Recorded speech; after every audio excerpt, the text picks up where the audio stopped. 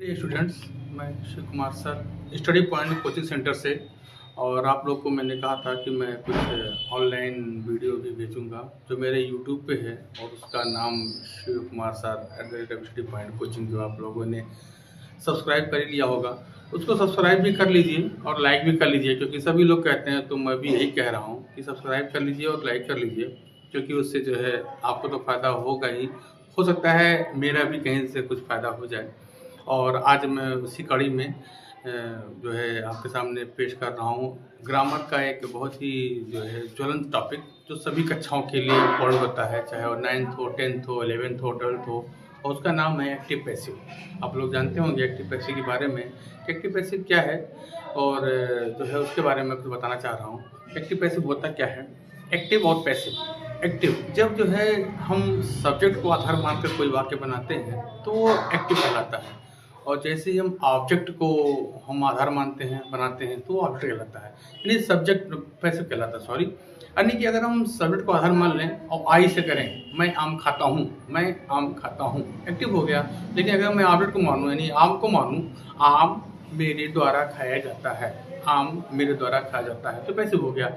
Means clear है कि subject को आधार माने तो एक्टिव, और अगर ऑब्जेक्ट को आधार मान के वाक्य बनाएं तो वाक्य तो ऐसे ही रहेगा, वाक्य कोई अर्थ और बहुत चीज नहीं होगा, लेकिन उसका जो है प्रारूप बदल जाएगा। वो एक्टिव था, वो पैसिव हो गया। ऐसे ही कुछ एक्टिव पैसिव बनता है। इसमें मैं आपको कुछ बता दूं, और एक्टिव पैसिव बताने से पहले आपको ये बता दूं कि सेंटेंस क्या है, क्योंकि सेंटेंस को जानना जरूरी है। क्योंकि एक्टिव पैसिव में 2-3 तरह के सेंटेंस होते हैं। तो सेंटेंस के प्रकार अगर आप देखेंगे तो ये सेंटेंस के प्रकार। सेंटेंस होता क्या है? सेंटेंस होता क्या है? हम कई अक्षरों को जोड़कर वर्ड बनाते हैं, कई अक्षर जुड़ते हैं तो वर्ड बनते हैं, और कई वर्ड जो बन जाते हैं, कई वर्ड मिल जाते हैं तो सेंटेंस कहलाता है। कई वर्ड मिला के सेंटेंस कहलाता है। तो आई वेंट टू स्कूल एक सेंटेंस है, इसमें आई वेंट टू स्कूल कई चीज़ें जुड़ गई तो एक सेंटेंस कहलाया। तो सेंटेंसों को जोड़कर जो है वर्ड्स को जोड़कर हम सेंटेंस का निर्माण करते हैं। तो ये सेंटेंस कितने प्रकार के होते हैं? पहला सेंटेंस है असर्टिव। असर्टिव, इसमें सारे काम होते रहते हैं या नहीं होते रहते हैं, इसमें कुछ बस जनरल चीज़ें हैं। मैं स्कूल जाता हूँ, वह काम नहीं करता है, अध्यापक क्लास में नहीं पढ़ाते हैं, आप लोग नहीं बात मान रहे हो, तो ये सारे वाक्य असर्टिव कहलाते हैं। असर्टिव में 2 तरह के वाक्य होते हैं। एक अफर्मेटिव, जो कहलाता है स्वीकारात्मक वाक्य, जहाँ पे सभी काम हाँ हाँ हाँ में ही होते रहते हैं। और एक होता है निगेटिव, जहाँ पे सारे काम निगेटिव होते हैं, हर काम में नहीं वर्ड का प्रयोग होता है, नहीं नहीं नहीं। इस तरह से असर्टिव में 2 पार्ट होता है, अफर्मेटिव और निगेटिव। ऐसे ही दूसरा वाक्य क्या है? इंट्रोगेटिव। इंट्रोगेटिव में वाक्य कैसे होते हैं? प्रश्नसूचक वाक्य। प्रश्नसूचक यानी ऐसे वाक्यों में प्रश्न पूछे जाते हैं। कैसे प्रश्न पूछने के 2 तरीके हैं। या तो हम ऐसे प्रश्न पूछे इसका उत्तर हाँ ना में हो, या ऐसे प्रश्न पूछे इसका उत्तर देना पड़ता हो। क्या वह स्कूल जाता है? ये भी प्रश्न है। और वह स्कूल क्यों नहीं जाता है? ये भी प्रश्न है। तो क्या वह भोजन करता है? ये भी प्रश्न है। और क्या वह भोजन वह कब करता है? यही प्रश्न है। इस प्रकार इंट्रोगेटिव वाक्यों में केवल प्रश्न पूछे जाते हैं जिनके उत्तर देना रहता है। ऐसे ही अगला वाक्य है इम्परेटिव। इम्परेटिव सेंटेंस, बहुत सारे वाक्य ऐसे हैं जो इम्परेटिव है। जैसे जहाँ ऐसे वाक्यों में आज्ञा, सलाह, प्रार्थना आदि शब्दों का, आदि भावों का बोध होता है। जैसे मैं कह दूँ पुस्तक खोलो पढ़ो, इम्परेटिव है। तुरंत बाहर जाओ, इम्परेटिव है। कृपया मुझे 500 रुपये दे दो, इम्परेटिव है। यहाँ पर मत बैठो, इम्परेटिव है। ये काम मत करो, इम्परेटिव है। इम्परेटिव वाक्यों को पहचानने का सबसे अच्छा तरीका ही है कि इम्परेटिव वाक्य जो में सब्जेक्ट नहीं होता, कोई सब्जेक्ट नहीं होता इम्परेटिव वाक्य में। ये से वाक्य केवल वर्ब के फर्स्ट फॉर्म से प्रारंभ होते हैं, वर्ब के फर्स्ट फॉर्म से प्रारंभ होते हैं, और कोई सब्जेक्ट नहीं होता है। हाँ, ऑब्जेक्ट होता है, उसी ऑब्जेक्ट को हम सब्जेक्ट बनाते हैं। तो ये हो गया इम्परेटिव वाक्य। एक्सक्लेमेटरी वाक्य क्या होता है? विस्मय बोधक वाक्य। हम जो है कुछ विस्मय यानी कि आश्चर्य प्रकट करते हैं। तो कैसा आश्चर्य प्रकट करते हैं? अरे मैं तो स्कूल में टॉप कर गया, अरे वाह तुम जो है मैच जीत गए, ओ नो ये फेल हो गया, ओ नो परीक्षा पेपर टफ आ गया। ऐसे बहुत सारे वाक्य आते हैं जो, या ऐसे कुछ बहुत सारे जो हम दैनिक जीवन में प्रयोग करते हैं। या प्रश्न कितना कठिन था, या यात्रा कितनी भयावह है, तुम कितने बुद्धिमान हो, अध्यापक कितना अच्छा पढ़ाते हैं। ऐसे हम वाक्य अगर प्रकट करते हैं तो वह एक्सक्लेमेटरी सेंटेंस कहलाता है, जहाँ पे हम वाक्य में अपना भाव भी डालते हैं। जैसे यहाँ पर कितना कठिन है, उसका मतलब ये नहीं कितना मीन्स वह पूछ रहा है कि कितना उसकी कोई मात्रा हो, मात्रा नहीं है, ये हमारे मन का भाव है। यह गीत कितना सुंदर था, यह फूल कितना सुगंधित है, यह पुस्तक कितनी अच्छी है। ये सारी वर्ड हमें एक भाव बताती हैं जो हमें आश्चर्य की ओर ले जाता है। इसे हम कहते हैं एक्सक्लेमेटरी सेंटेंस। आशा है आप लोगों को समझ में आ रहा होगा। और अगला होता है ऑप्टेटिव सेंटेंस, जहाँ पे वाक्यों में आशीर्वाद दिया जा रहा हो या अभिशाप दिया जा रहा हो या जो है अभिवादन हो या जो है गुड मॉर्निंग, गुड इवनिंग, प्रणाम, अभिवादन सूचक शब्द हो, ऐसे वाक्य ऑप्टेटिव कहलाते हैं। ध्यान रखिएगा, ऐसे वाक्य ऑप्टेटिव कहलाते हैं। अगर कोई किसी ने कहा good morning sir ji, optative है। हैप्पी बर्थडे ऑप्टेटिव है। और God bless my son optative है। गो टू हेल ऑप्टेटिव है। ठीक है ना, सारे वर्ड जो है ऑप्टेटिव में आ जाएंगे, क्योंकि यहाँ पे आशीर्वाद, अभिशाप आदि शब्दों का जो है हम बोध करते हैं।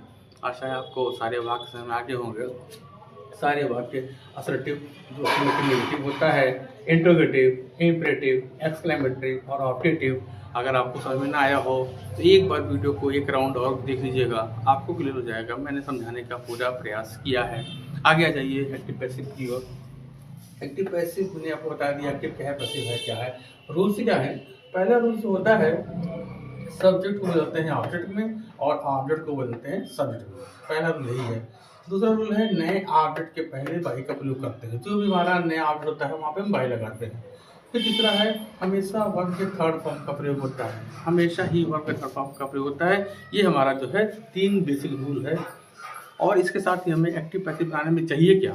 हमें चाहिए क्या? सब्जेक्ट चाहिए, ऑब्जेक्ट चाहिए, वर्ब का थर्ड फॉर्म चाहिए और एक चीज़ चाहिए हेल्पिंग वर्ब, सहायक क्रिया। सहायक क्रिया क्या है? हम अगर टेंस को पढ़ते हैं, टेंस को जिसे हम एक्टिव वॉइस भी कह सकते हैं, वह स्कूल नहीं जाता है, गाँव वालों ने चोर को नहीं पकड़ा, अगर हम ऐसे वाक्य करते हैं तो एक हेल्पिंग वर्ब आता है। और 12 टेंस होते हैं, 12 टेंस में 12 हेल्पिंग वर्ब का प्रयोग होता है। फॉर एग्जाम्पल मैं बता रहा हूँ कि अगर प्रेजेंट इंडेफिनिट की बात करूँ तो वो होता है डू डच। प्रेजेंट कॉन्टिन्यूअस में इज आ रहे हैं। प्रेजेंट परफेक्ट में हैज है, आप लोग को पता होगा। मैं इसकी एक डिटेल फिर वीडियो बना दूंगा सारे टेंस के लिए, ताकि आपको टेंस भी आता रहे। फिलहाल पैसिव में जो हेल्पिंग वर्ब होते हैं वो थोड़े अलग होते हैं एक्टिव से। और पैसिव के हेल्पिंग वर्ब जो है इस प्रकार हैं जैसे, और हाँ ध्यान रखिएगा, पैसिव वॉइस 12 टेंस का नहीं बनता। पैसिव 12 टेंस का नहीं बनता, पैसिव केवल 8 टेंसों का बनता है, क्योंकि बाकी 4 का बन नहीं सकता है, केवल 8 टेंस का बनता है। और जिन 8 टेंस की पैसिव बनती है वो टेंस कौन से हैं? वो है present indefinite, present continuous, present perfect, present past indefinite, past continuous, past perfect, future indefinite और फ्यूचर परफेक्ट। ऐसे ही अगर हम इनके हेल्पिंग वर्ब की बात करें तो प्रेजेंट इंडेफिनिट में जो पैसिव में हेल्पिंग होता है, पैसिव में वो होता है इज आर एम, ये पैसिव का हेल्पिंग वर्ब है। कॉन्टिन्यूअस में is are am plus being लगाते हैं। परफेक्ट में, प्रेजेंट परफेक्ट में has been, have been. Past indefinite में वाज वेयर, पास्ट कॉन्टिन्यूअस में was were plus being. Past perfect में हैड बीन, फ्यूचर इंडेफिनिट में शैल बी, विल बी और future perfect में shall have been, will have been. इस तरह से 8 टेंसों का 8 हेल्पिंग वर्ब हम प्रयोग करते हैं। और इसको हम करके आपको बताता हूँ, मैं बता रहा हूँ कि कैसे इसको चेंज करते हैं। देखिए मैंने आपके सामने जो है 1, 2, 3, 4 ये 4 वाक्य लिए हैं। 4 वाक्य लिए हैं। चारों वाक्य कैसे कैसे हैं? ये पहला वाक्य प्रेजेंट इंडेफिनिट है इस टेंस का, दूसरा वाक्य है प्रेजेंट कॉन्टिन्यूअस का, तीसरा वाक्य है प्रेजेंट परफेक्ट का और चौथा वाक्य पास्ट इंडेफिनिट का। ये 4 वाक्य अभी ले रहा हूँ और आगे और भी वीडियो बनाऊंगा और भी वाक्यों को समझाने के लिए और प्लस कुछ कठिन वाक्यों को समझाने के लिए। ये फिलहाल सारे वाक्य बहुत आसान हैं जो मैं आपको समझाने का प्रयास कर रहा हूँ। ध्यान दीजिएगा, आपको वाक्य में समझ में आएगा। देखिए पहला है ही राइट्स ए लेटर, वह पत्र लिखता है। इसको अगर हम जो है हम चेंज करें, और एक चीज़ और जो है, ये सारे जो चेंज और होते हैं, एक चेंज और होते हैं, एक चेंज और किए जाते हैं। इसमें जो है सी आई यू दे वी, ही का हिम कर देते हैं, शी का हर कर देते हैं, आई का मी, यू का यू ही रहता है, दे का दिम रहता है, पी का असर रहता है, ये भी चेंज होता है। तो हमने क्या किया, देखिए ये हमारा सब्जेक्ट है, ये सब्जेक्ट है और ये हमारा ऑब्जेक्ट है, स्टोरी। सब्जेक्ट और ऑब्जेक्ट, ये जो है हमने क्या किया, पहला काम क्या है, सब्जेक्ट को ऑब्जेक्ट और ऑब्जेक्ट को सब्जेक्ट बनाते हैं। तो ये हमारा ऑब्जेक्ट है, ये हमारा ऑब्जेक्ट है जो बन गया हमारा सब्जेक्ट, ठीक है ना। और ये हमारा ऑब्जेक्ट है, ये हमारा ऑब्जेक्ट है जो बन गया हमारा, ये हमारा सब्जेक्ट, सॉरी ये हमारा सब्जेक्ट है जो कि बन गया ऑब्जेक्ट, ये बन गया।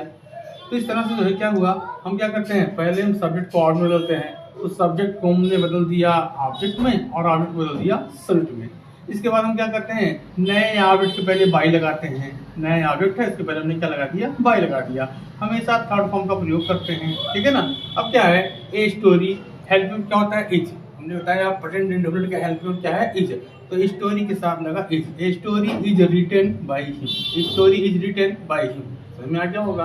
आते हैं सेकंड वाक्य पे जो कि कॉन्टिन्यूअस है। इसमें क्या है, ये है सब्जेक्ट, ये सब्जेक्ट जो बदलेगा ऑब्जेक्ट में, और ये है ऑब्जेक्ट जो बदलेगा सब्जेक्ट में। तो हमने क्या किया, ए सॉन्ग, ए सॉन्ग लिख दिया, ए सॉन्ग। अब ए सॉन्ग के बाद जो है जो लगेगा, ए सॉन्ग इज नॉट, यहाँ लगेगा बीइंग, क्योंकि कॉन्टिन्यूअस में बीइंग भी लगता है। A song is not being संग, थर्ड फॉर्म, सिंग का थर्ड फॉर्म क्या होता है, संग। A song is not being sung by her, a song is not being sung by her. Bye हर क्या है, क्योंकि सी का जो है हर होता है, सी का हर हो गया बाय हर, ठीक है ना। समझ आ गया, समझ में आ गया होगा, मेरी बात समझ में आ गया होगा। फिर है they have taken the food, उन्होंने भोजन कर लिया है, ये हो गया सब्जेक्ट जो बन गया हमारा ऑब्जेक्ट, और ये है ऑब्जेक्ट जो बन गया हमारा सब्जेक्ट, ठीक है ना। और ये पास्ट परफेक्ट है जहाँ पे हम हेल्पिंग क्या लगाते हैं, has been, have been, has been, have been. तो दे के साथ तो हैव लगा था क्योंकि बहुवचन है, लेकिन द फूड एक वचन है इसीलिए यहाँ लग गया has been, has been, have been से यहाँ पे हैज बीन लग गया, क्योंकि ये हम लगाते हैं एक वचन बहुवचन के नाते। The food has been, third form taken लग गया, और बाय देम, दे का होता है देम, दे का होता है देम, क्लियर हो गया होगा। ऐसे यहाँ आते हैं, ये पास्ट इंडेफिनिट है, पास्ट इंडेफिनिट है। The teacher punished him, the teacher punished him, ये हो गया सब्जेक्ट और ये हो गया ऑब्जेक्ट। तो ये सब्जेक्ट बन गया ऑब्जेक्ट और ये हिम बन गया ऑब्जेक्ट, बन गया सब्जेक्ट, ही हिम का ही हो गया। टीचर यहाँ चले गए, हिम यहाँ चले गए, ठीक है ना।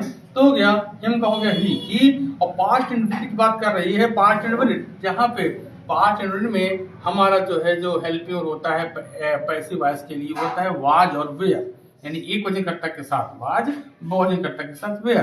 तो अब हो गया, हिम का लगा लिए ही लग गया, ही के साथ हमने वाज लगा दिया, ही वाज पनिश्ड और बाय द टीचर। इस तरह से जो है हमने आपको समझाने का प्रयास किया है। जो है ये जो है फिर से मैं बता दे रहा हूँ कि एक्टिव और पैसिव क्या होते हैं, एक्टिव पैसिव ऐसे ही रहते हैं, जहाँ पे ये सब्जेक्ट होता है और ये ऑब्जेक्ट होता है। जब भी हम बनाते हैं एक्टिव को पैसिव में, तो क्या करते हैं, पहला काम सब्जेक्ट को ऑब्जेक्ट चेंज करते हैं, यानी कि जो हमारा सब्जेक्ट पहले वो हो गया ऑब्जेक्ट, और जो ऑब्जेक्ट था वो हो गया सब्जेक्ट, और जो ये ऑब्जेक्ट है पहले सब्जेक्ट था, ये ऑब्जेक्ट हो गया, इसके पहले हम बाई लगाते हैं, हमेशा थर्ड फॉर्म का प्रयोग करते हैं।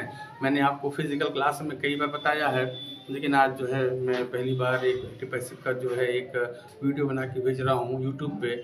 आशा है इसको अगर आप एक बार देखोगे तो हो सकता है ना समझ में आए, लेकिन 2 बार देखोगे तो आपको जरूर समझ में आएगा, क्योंकि आप पहले ही फिजिकल क्लास में रह चुके हो इस संबंधन में। और एक बार देखिएगा, और सभी क्लास के बच्चे, चाहे वो 9 हो, 10 हो, 11 हो, 12 हो, सभी क्लास के बच्चे इसको देखें और लाभ उठाएँ और कोशिश करें मेरे वीडियो को फैलाएं भी, क्योंकि अगर मेरे अंदर जो ज्ञान है मैं चाहता हूँ सबके पास तक जाए, सभी लोग मेरे इस वीडियो को देखें और उसका आनंद लें, और ऐसा लगे कि हाँ मुझे एक्टिव पैसिव में आ रहा है। और मैं वादा करता हूँ ऐसे एक्टिव पैसिव की 2-3 वीडियो और बना के मैं एक्टिव पैसिव को अच्छी तरह से आपके नॉलेज में जो है नॉलेज में आ जाए, ऐसा मैं प्रयास करूँगा, और आपको गारंटेड एक्टिव पैसिव आ भी जाएगा।